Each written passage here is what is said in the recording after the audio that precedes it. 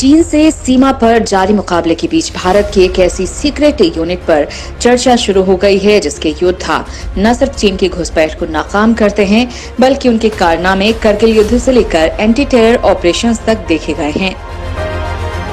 इस यूनिट का नाम सामने आते ही चीन भी सख्ते में आ गया है। इस सीक्रेट यूनिट का नाम है SFF यानी स्पेशल फ्रंटियर फोर्स। इस फोर्स के वीर वास्तविक नियंत्रण रेखा पर चीन के मंसूबों को नाकाम करते हैं।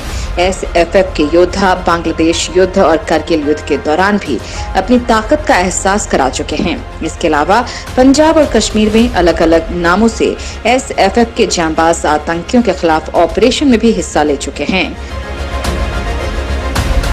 तिब्बत की शरणार्थी से बनी स्पेशल फोर्स।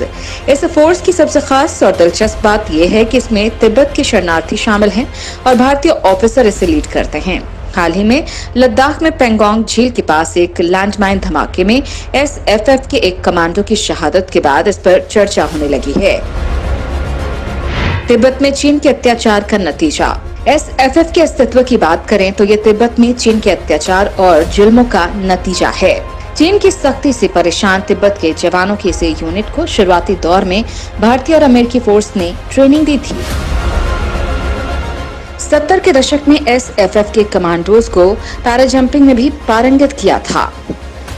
कुछ वक्त बाद SFF बटालियन सीधे तौर पर भारतीय सेना के अधीन सेवा देने लगी। बताया ये भी जाता है कि special frontier force SFF raw के तहत काम करती है और इसका गठन 1962 में हुआ था। ऊंची पहाड़ी दुर्गम क्षेत्रों में लड़ाई में माहिर। ऊंची पहाड़ी और दुर्गम क्षेत्रों में लड़ाई के माहिर SFF के योद्धाओं को भारतीय सेना ने सबसे पहले 1984 में ऑपरेशन मेघदूत के तहत सियाचिन ग्लेशियर पर कंट्रोल का मौका दिया था।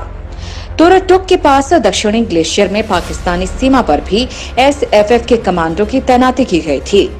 विकास रेजिमेंट। भारतीय सेना में सेवा देते वक्त एक ऐसा समय आया जब SFF को विकास रेजिमेंट कहा जाने लगा और इसकी बटालियन को विकास बटालियन की संज्ञा दी गई। मौजूदा वक्त में सियाचिन में एक विकास बटालियन नियमित तौर पर तैनात रहती है। SFF ने 1999 के करगिल युद्ध में अहम रोल अदा किया। SFF की 5वीं बटालियन को 102 इन्फेंट्री ब्रिगेड में शामिल किया गया। बताया जाता है कि युद्ध के दौरान विकास बटालियन ने युद्ध में इन्फेंट्री ब्रिगेड की मदद की। 22 SF यूनिट। इसी दौरान 90 के दशक में जब कश्मीर में आतंकवाद के खिलाफ ऑपरेशन छेड़ा गया तो भारतीय समाचार पत्रों में कुछ ऐसे जवानों की शहादत की खबरें आईं जिनकी पहचान के तौर पर 22 SF या 22 स्पेशल फोर्स जैसे नाम लिखे गए। कहा जाता है कि भारतीय सेना में भी इस बात की जानकारी नहीं थी कि ये 22 SF यूनिट क्या है और कोई ऐसी यूनिट भी है। चीन को नहीं थी भनक। पिछले साल भारत की इस फोर्स ने चीन को तगड़ी मात दी थी। इस यूनिट को लेकर जहां भारतीय सेना में भी पूरी जानकारी नहीं थी, वहां दुश्मन देश को इसकी भनक भला कहां लग सकती थी। यही वजह है कि बीते साल 29-30 अगस्त की रात जब SFF के जवानों ने लद्दाख में पेंगोंग झील के दक्षिणी किनारे पर चीन सेना की घुसपैठ की कोशिश को नाकाम किया तो इसी ऑपरेशन के दौरान एक लैंडमाइन की चपेट में आने से कमांडो नीमा तेंजिन की मौत हो गई। नीमा तेंजिन की शहादत से SFF का नाम सामने आया। चीन को समझ नहीं आया माजरा। लेह में जब नीमा तेंजिन को पूरे सम्मान के साथ विदाई दी गई और भारत माता की जय के नारे लगाए गए तो चीन के कान खड़े हो गए। चीन ने विदेश मंत्रालय की तरफ से हुआ चुनयिंग ने कहा कि मैं ये भी सोच रही हूँ कि निर्वासित तिब्बतियों और भारतीय सीमा सैनिकों के बीच क्या संबंध है। यानी चीन को भी समझ नहीं आया कि आखिर माजरा क्या है। चीनी मीडिया में भी चर्चा। भारत के सीक्रेट यूनिट को लेकर चीनी मीडिया में भी चर्चा होने लगी है।